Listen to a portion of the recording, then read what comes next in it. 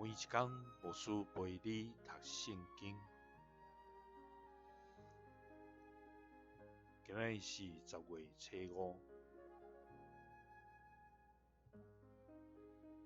咱们做伙来看圣经，记载伫哥林多前书9章24节到27节。恁一定知，伫运动场参加竞赛的人，拢落去走，毋过只有一个得到奖。亲像安尼，为着要得到奖，恁着拍拼走。逐个选手拢有接受严格的训练。因安尼做是要得到未败坏的花冠，毋过咱爱得到的是未败坏的花冠。安尼，我走毋是无目标，拍拳毋是在拍空气。我严格操练家己的身躯，到袂当完全控制，这免我将福音传予别人，家己反倒受拒绝。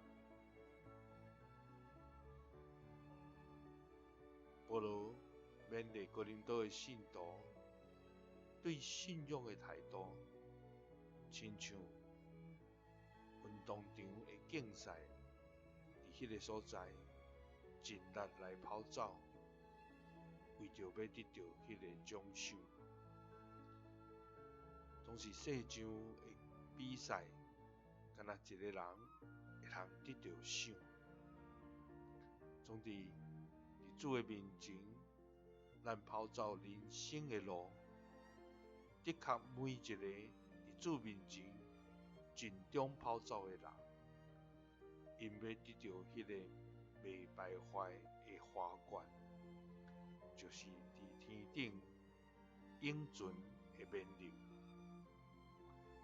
求主帮助咱，互咱的跑走是立定目标，勇往来头前的路来行。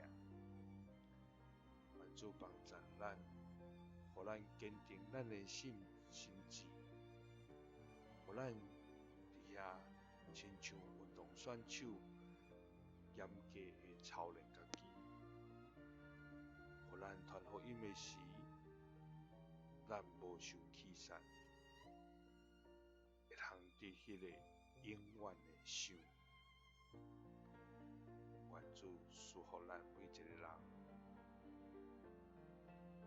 耶稣听你，祝你平安。